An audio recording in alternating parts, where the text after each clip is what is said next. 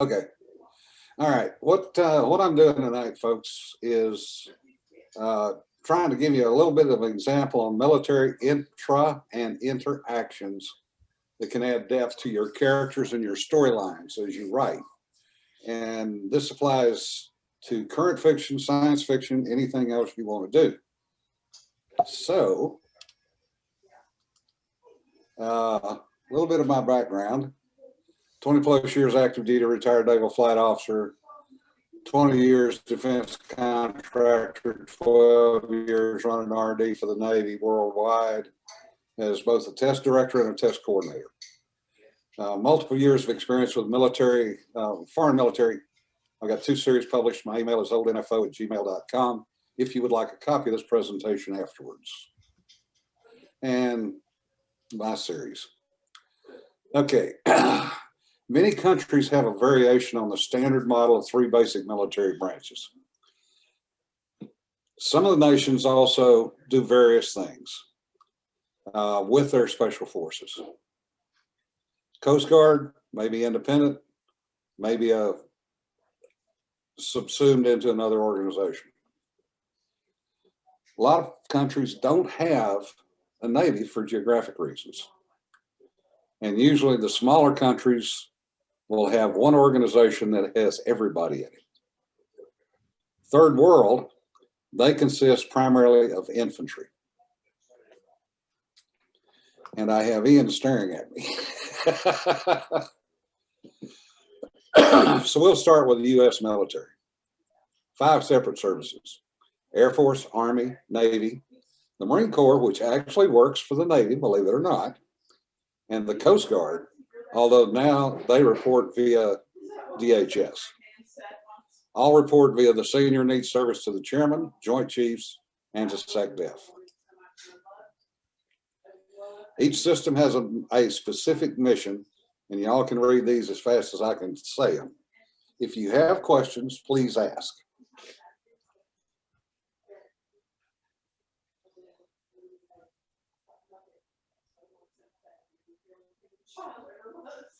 And oh, by the way, the Navy is pronounced slocks. Now we get into the howevers. There are always battles about who controls what, who is in charge of what, and who gets to do what, when, and where. Probably the classic example that we have is Desert One, although most of y'all probably are not old enough to remember that. Desert One was originally going to be a Navy Marine op to perform a rescue in Tehran of the hostages. However, Carter, in his infinite wisdom, decided to make it a multi-organizational rescue. So the Army got brought in, the Air Force got brought in, the Navy got shoved to the side, the helicopters got changed, etc. And what we ended up doing was killing a bunch of people in the desert and not getting anything done. So that was probably one of the classic screw-ups. And it looks like Jeannie's joining us. Jeannie, I will catch up. Let me see if the audio connected. Are you there, Jeannie? Okay. I'm about 4 slides in. My email is oldnfo@gmail.com. Send me a email and I'll send you the presentation afterwards. So another issue, and this is a big one, is tooth to tail ratio, or as it's sometimes heard, T3R. That is how many support personnel are required to support one fighter in combat. Now, I don't want to get into the minutiae of this because it's hours and hours and hours. But 2 examples from the Army. One is World War I. In 1918, per 100 personnel, 65 were in combat, 32 in logistics, and 3 in headquarters and Army in admin support. In Iraq, again, the Army, 100 personnel, 40 were in combat, 36 in logistics, and 24 in headquarters and admin. So a significant jump. And I'll discuss the changes in headquarters and admin later. Let's look at the components. The Army has infantry, armor, air cav, logistics, and odds and sods. And I'll get into odds and sods in a bit. The Navy, ships, submarines, aviation, logistics, odds and sods. The Marine Corps, infantry, armor, aviation, logistics, odds and sods. Air Force, bombers, fighters, missiles, transport, logistics, odds and sods. You see a commonality here? Everybody, regardless of what they're doing, has logistics and they have the odds and sods. Coast Guard, same thing, except they have LEO detachments. In other words, they are law enforcement on the high seas. And they can also do that from Navy ships, which is kind of an interesting twist. Do a little bit of a breakdown here. And I realize this is a cluster to look at, but it gives you an idea of how the military actually breaks down components. So we have the CNO, which is the Chief of Naval Operations, and you've got Naval Air, which is then broken down into fighter and attack, fixed wing, and helicopter. Then you go down one more level, and you have fighters, the intelligence birds, and the that are carrier based. Then fixed wing, you have patrol, logistics, which breaks down to CODs, and then VUP, which is the drones, and VPU, which is another special mission. Helicopters are again broken down. Submarines are probably the simplest. You have SSBNs, which is your ballistic missile submarines, your guided missile submarines, and your submarines. These are better known as fast attacks. This is the ship breakdown. As you can see, again, multiple levels. And a lot of TLAs or three-letter acronyms. Now, let's talk a little bit about the odds and sods, at least in the Navy. Reason I do Navy, that's what I'm the most familiar with. You have personnel, JAG, which is your legal and your IG. You have supply. You have spec warcom, which is your SEALs, your special boat units, and your SWIC crewmen that man it. You have intel. You have the CBs, and you have the chaplains. All these come into play in other areas. So they are part of the Navy, but they are not part of any one of the other major forces.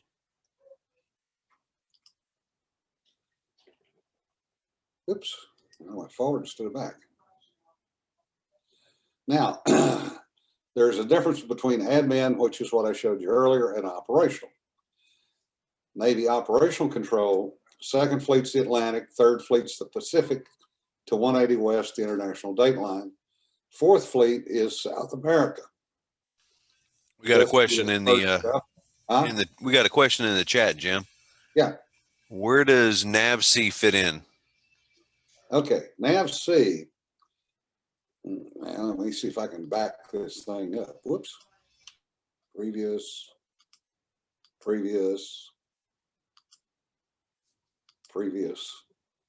NAVC is right here. Whoops. Dang gummit. Sorry. NAVC is right here. That's your ship's component. Whereas NAV Air, and I don't know why I'm not seeing the chat. All right, you're going to have to cover me on the chat. But anyway, they are an administrative control for all of these. So 5th Fleet's Persian Gulf, 6th Fleet is Mediterranean, 7th Fleet is the Western Pacific from 180 West all the way over to the Indian Ocean, and 10th Fleet is cyber and intel.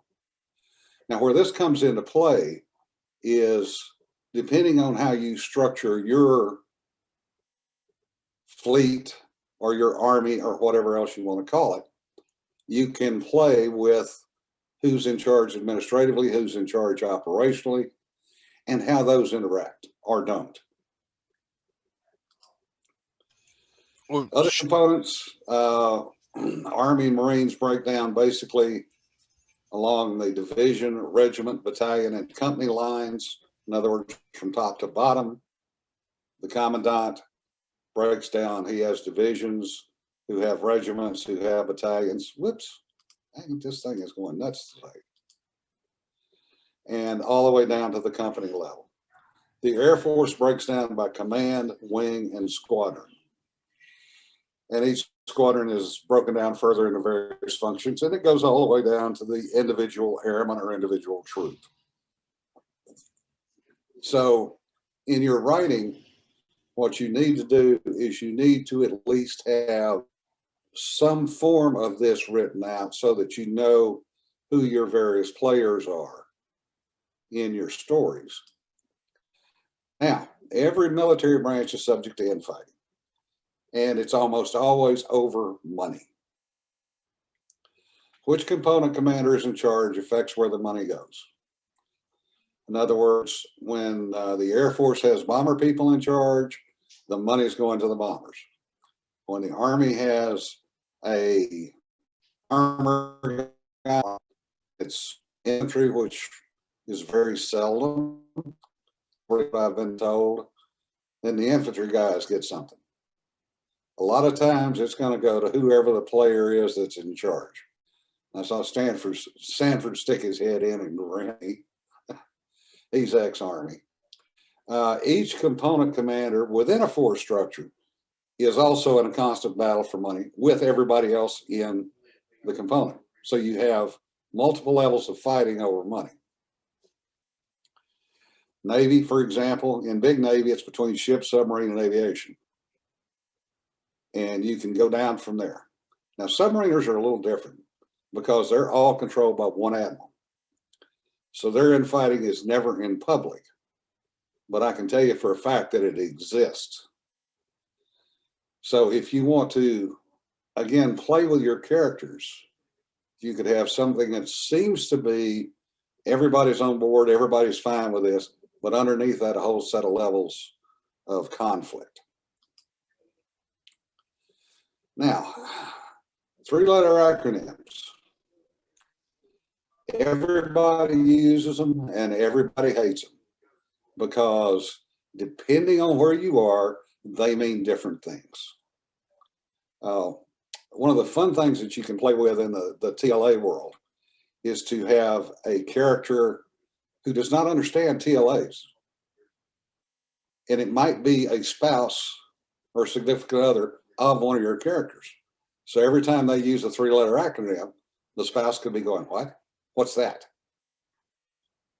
Probably the classic example that I know of was a particular program that I worked on where we went out to a customer site for briefings, and the term CCD was used 3 different times in 3 different briefs with 3 different meanings, none of which was the actual definition of a CCD.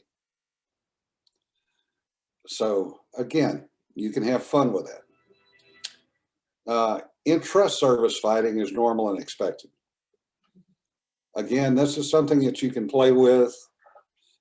When a component or subcomponent gets a new toy, they let everybody else know, and that's when the fight starts.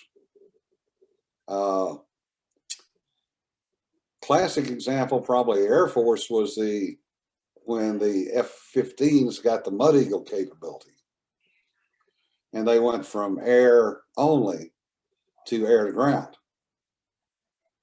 And the infighting in the F-15 community over who was better apparently was rather epic. E-models rule. Yeah. And the new EXs, oh my God, those things, you can load those bastards out. Just flying death. Oh my God, there's so much munitions on those things now. And then there's logistics. Everybody hates logistics for a couple of reasons, which I will go into more in a little bit. Now, you have the intra-service fighting, but you also have inter-service fighting. This is where it gets interesting. The Army hates the Marines first and foremost, closely followed by the Air Force. The Marines hate the Navy because they don't like working for us, and the Army, and they don't want the Air Force doing close air support, because the Air Force's version of close air support and the Navy Marines version of close air support are entirely different. So again, a point where you can have some stressors in your characters. The Air Force hates the Navy because of submarines, because that means that the Air Force is not the only nuclear capability in the services. And everybody ignores the Coast Guard until somebody needs to have their butt saved. And then all of a sudden they're very happy to see that helicopter come over the horizon. And it usually costs them a fifth of something, which also can be a nice little play. For a destroyer to save a pilot at sea, it was gallons of ice cream was the payoff, because the carriers always had ice cream and the destroyers very seldom did, because they didn't have any place to produce it or to keep it cold. So again, something you can play with. Now, a few specifics on people. Aviators, they're fighter pilots. Their basic premise is they're egotistical assholes. And I can see some nods. And I'm sorry for the language, Joel. I'll apologize. They're small, wiry. They usually have perfect vision.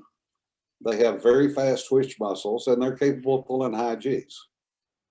They have big watches. And their watch straps break while they're in flight, and then the crew chief has to spend 12 hours upside down in the cockpit finding the pin for their watch. Yes. And they have big watches and little you-know-whats. Their other thing is, in the bars, they're always shooting their watches off, which is kind of fun. Fixed-wing pilots, by and large, are laid-back, easygoing. They get the job done without drama because they operate with crews, so they have multiple people on the airplane with them, by and large. Helicopter pilots are, to put it mildly, twitchy. They fly a very complicated machine very easily, or make it look easy. And they clank when they walk, because a lot of what they do is rescue people, usually in a bad environment. The rescue world has a saying, both Coast Guard and Navy: you got to go out, you don't have to come back. And that does happen quite often. We lose a lot of very good people trying to save other people.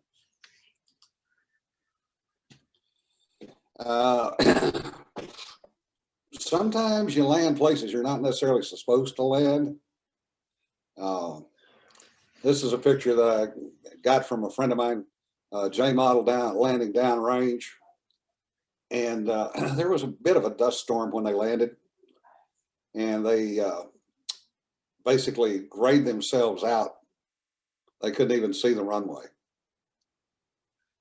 And I stuck a couple of quotes on there. No combat ready unit has ever passed inspection, and no inspection ready unit has done well in combat. Again, points that you can use in playing with your characters and your different sides of your war. Oops. Ship drivers. The COs are God figures when underway, because they effectively are. There is nobody over them at that point. They're frazzled all the time. They very seldom get more than a couple hours sleep a night. A good friend of mine was a CO of a destroyer, and he said in his 18 months as a CO, he never got more than 3 or 4 hours of sleep. Somebody would always wake him up for something. They eat their own, and having an attitude in the service community is not acceptable. You will be beaten down and run out of it. And they hate aviators. They also have a mine is bigger than yours mentality. The bigger the ship, the bigger the ego. But at the same time, by necessity, they must delegate authority to the bridge crew, to the Combat Information Center, to the ASW's team, and to the ballistic missile defense teams. And the picture there is the New Jersey firing a full broadside, which is, to put it mildly, impressive. And no, the ship does not move 6 inches sideways when they fire it. Submariners, again, the God figure mentality. And the submariners are a little different because they literally can disappear for months at a time. So they're very limited communications, but they can operate anywhere. Again, sneaky. They they seldom talk about where they went or what they did, but they're sneaky. And that carries over into their other operations and the way that they deal with a lot of other people. Again, mine is more important than yours. And again, by necessity, must delegate authority to specialized qualifications and the watch teams. Logistics and supply is your primary beans and bullets, however it gets there. Delivery is sometimes interesting. And a key point for logistics is that things that have to work together 99.999% of the time will never ship together. So you're going to get one piece and not the other piece. And then it becomes the never-ending trail of where did it go, when am I going to see it, and what happened. They're the bane of all the other components up and down the chain. Derisively, they're known as bean counters, but they are also the ones who control the money. So who pays for what, when, and where is on logistics, and who provides delivery. The Army is stuck with getting a lot of deliveries from the Air Force, which does not always go well. What you've got there is a Navy supply ship that's getting ready to do a unrep, what is called underway replenishment, with a carrier and a destroyer simultaneously. So mixing up packages does happen. So you can imagine what happens when the carrier gets something that the destroyer is supposed to have and the destroyer gets something the carrier is supposed to have. Yes, sir. So how do they do a transfer while underway? Actually, they highline it over. They'll fire lines to the two ships and then pull cabling across and then put fuel. For the destroyer, they'll run a fuel line across in the open ocean. They'll also string cables across, and that's how these pallets that you see on the back, whoops, damn it.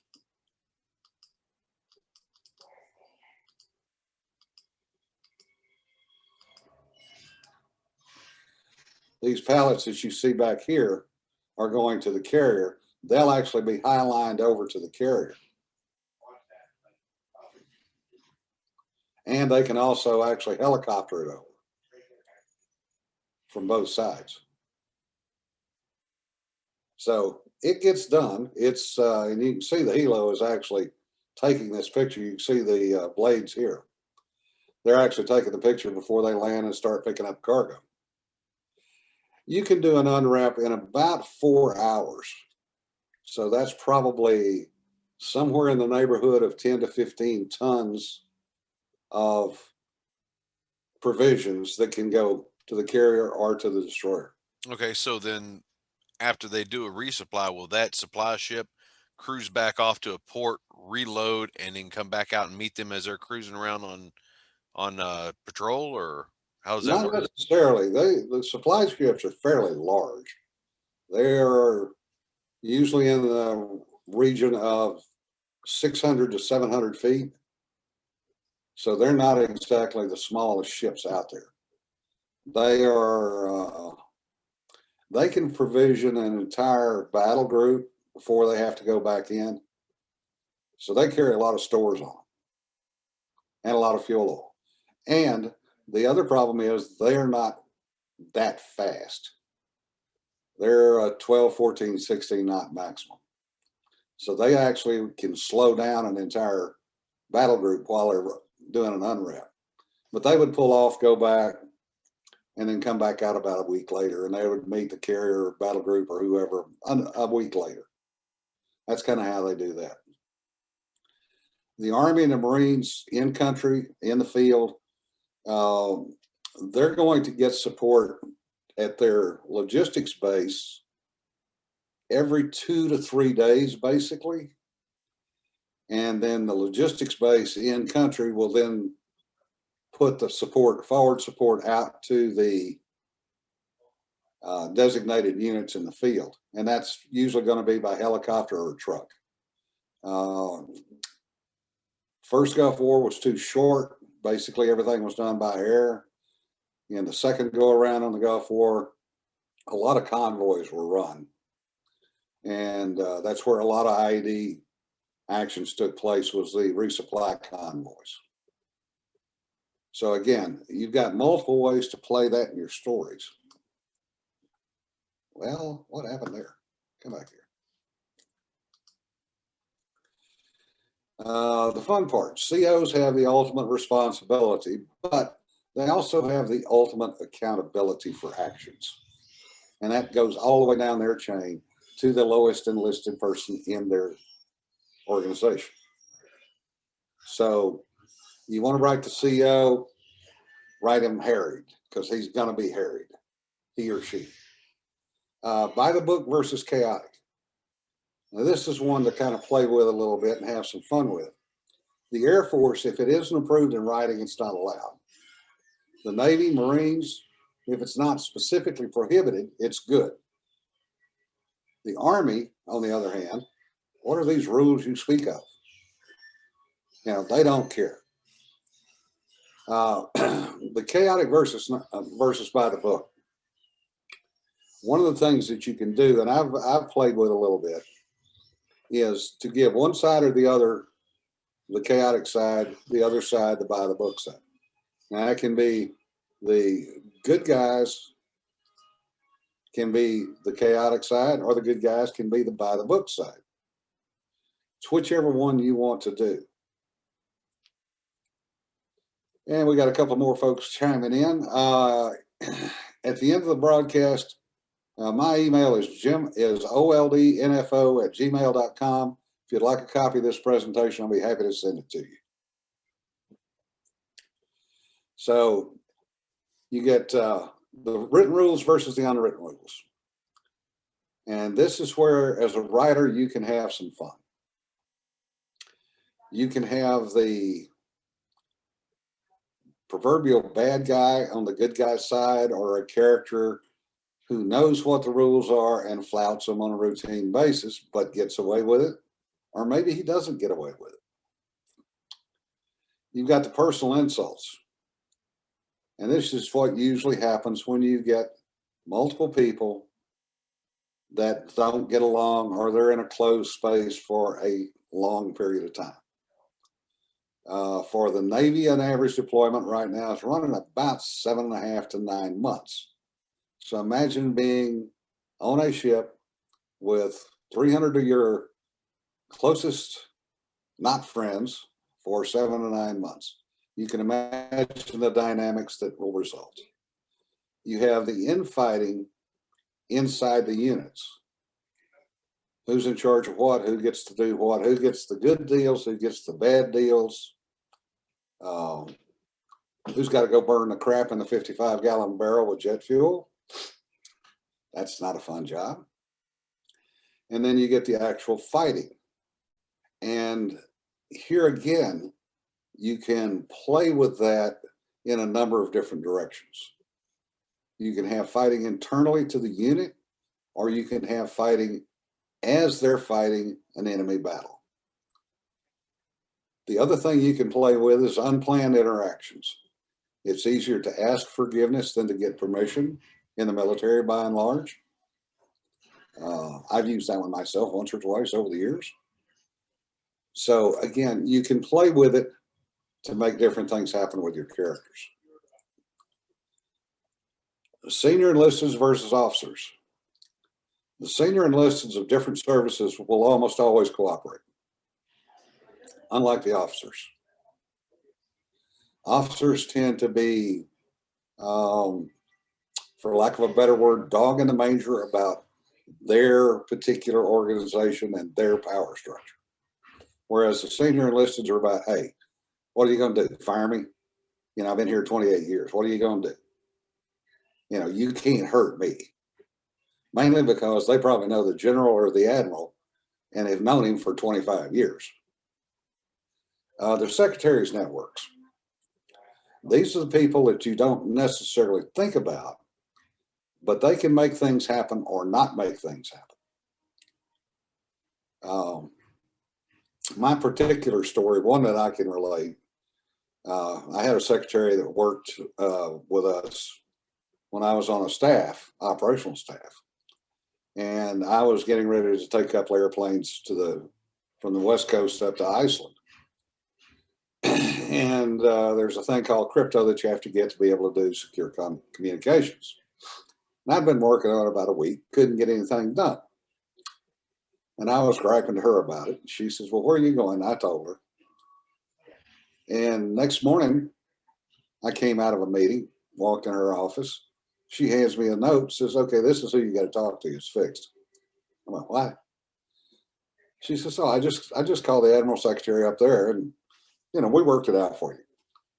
So the secretaries are the little people you don't think about can have a major impact on whatever you're doing with your military organizations.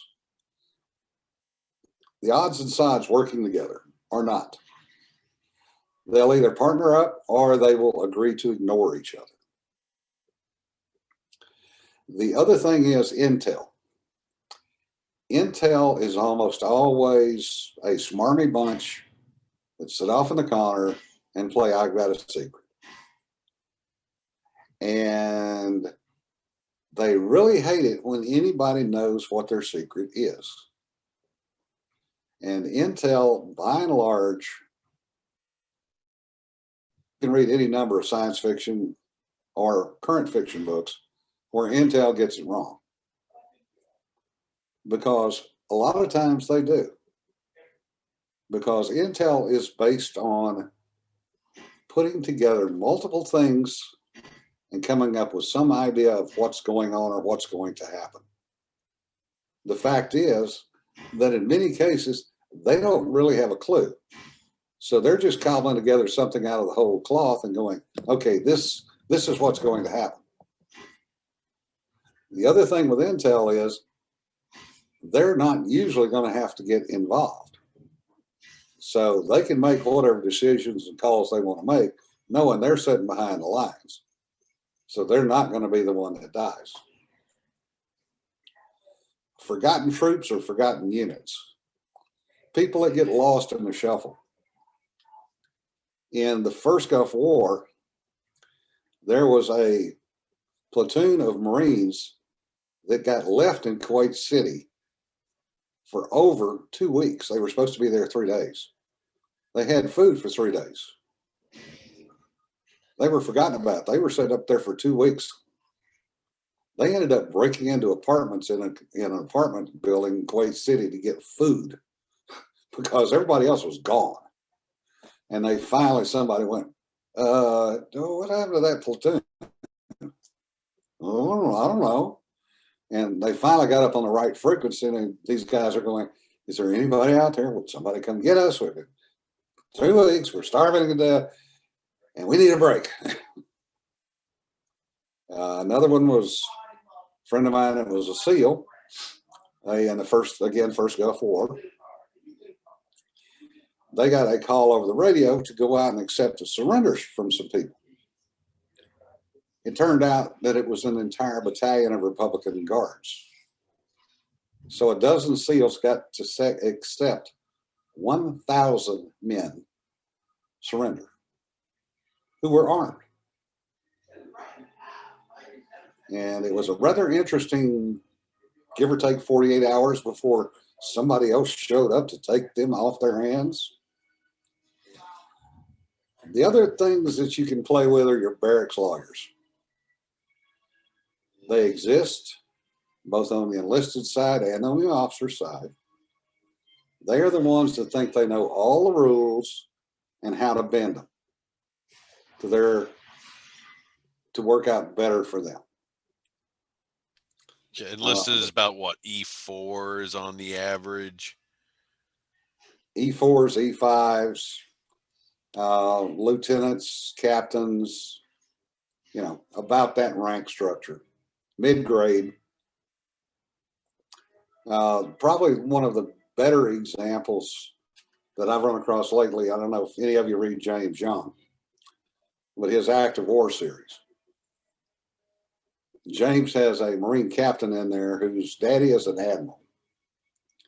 And this guy is the perfect barracks lawyer. So yes, they do exist.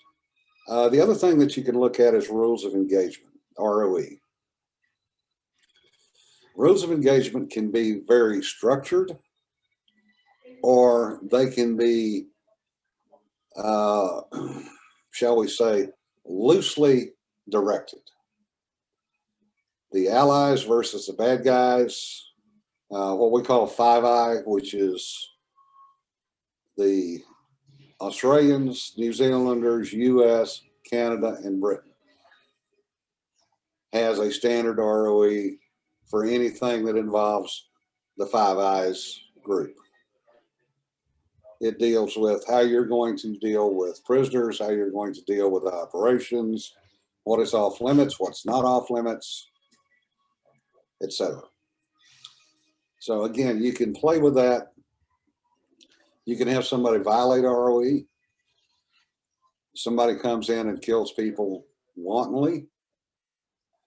You can have your character say, to hell with ROE, I'm going to get that guy, I'm going to get those people, I'm going to take them out. You can, again, play with that in multiple ways. Like I said earlier, build your own fleet. While you may never describe it, you need to have a good idea of the components of it.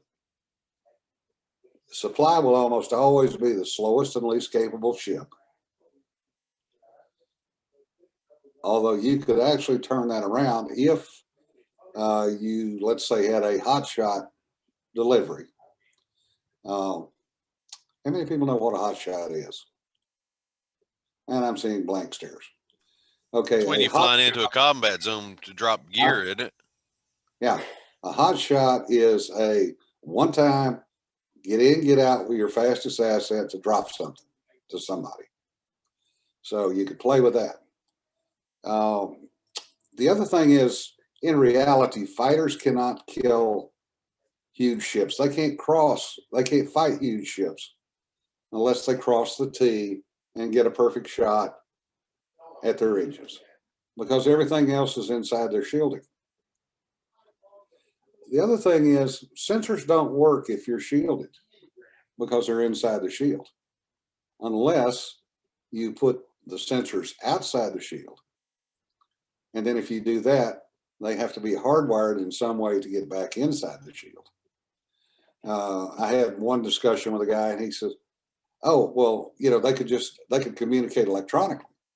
No, that's actually a shortfall, because if it's communicating electronically, now your shielding is not 100% effective. Time and distance need to be considered. And this is something that kind of is a pet peeve of mine, because people do not consider time and distance. In the real world, the Pacific Ocean 7th Fleet's coverage is huge. It's about 6 times the size of the United States, maybe 7. You can't get from point A to point B in a hurry, not even with an airplane. A ship is going to take almost 30 days to get all the way around and up into the Persian Gulf, depending on which route it takes. So time distance. If you're doing science fiction, your distances are going to probably be much bigger. Just as an example, from the sun to Pluto is 3.7 billion miles. So how long would that take for light to get from Pluto into the sun? Say you're at a Lagrange point and you're a defensive formation. How long is it going to take? It's going to take over 5 hours just for light to get there. Do you really think at 3.7 billion miles you're going to be able to see a ship? This is some of the things that you need to be thinking about. How do you do that? You might use a sensor that gets dropped at the entry point. Sure, you're probably going to see a flare, but that flare, when the ships come in, you're not going to see it for 5 hours. You don't know where they went. So again, a number of things to think about along that line. The other thing is, in the reality, especially in a space situation, human control of a battle is going to be pretty much non-existent, because the human cannot react fast enough to actually be a part of the battle unless you're so close aboard that everything is basically point blank range, for lack of a better term. And in most cases, even if you're point blank range, the speed closure rates are so fast, the computer is going to fire before you even think about it or even realize you could do it. Lastly, op plans are only as good as the first shot fired in battle. So you could have detailed planning that's taken hours, weeks, months, and people have beaten it to death. And the first round fired, that O plan is going to go out the window. So then what's your fallback? How does your character react to the failure of that battle plan? Where does he go next? Where does she go next? What do they do? Again, things like that that you can play with and think about. And I would say a modicum of reality. Make sure that your various capabilities that you give your characters and their equipment interact with each other. It's more common sense than it is anything else. But again, you've got to remember that all these things that you're building into your character, and especially into your military organization, you have to have an ability to defeat it or to win. You've got to have an ability to make it work in the environment that you designed it for. And you have to have a good guy and a bad guy in some form. So again, things to think about. Questions? Joel, you got any questions? Not really. My interest here is mostly I'm working on the building the ship's side.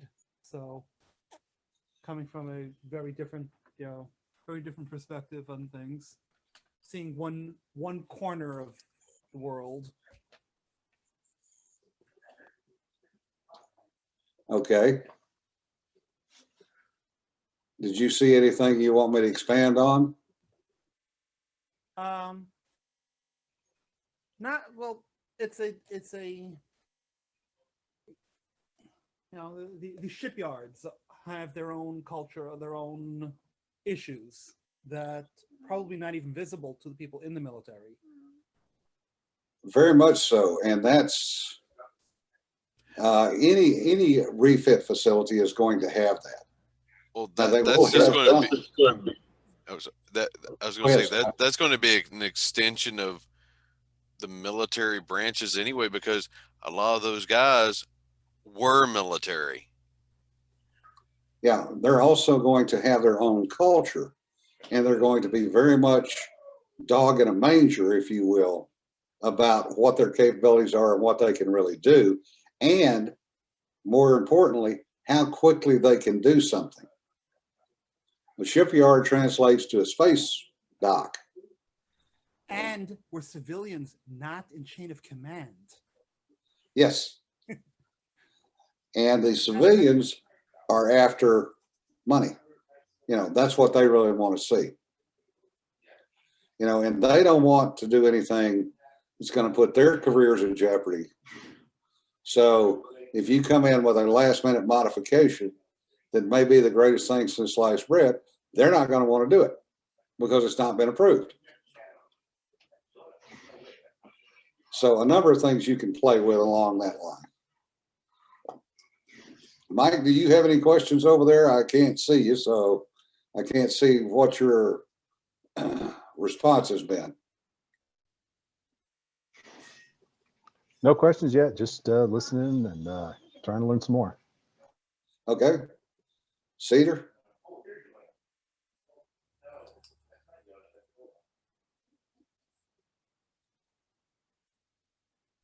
You got to My unmute. computer Cedar. is lagging, so I'm a little slow.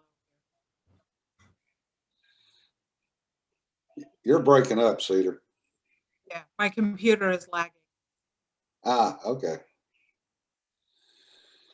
All right. Well, if nobody else has any questions, I guess I'm done. Thank you all for attending. Like I said earlier, if you want a copy of it, please shoot me an email at oldnfo@gmail.com, and I'll be happy to mail it out to you. Thank you, and have a good evening, folks. Bye-bye.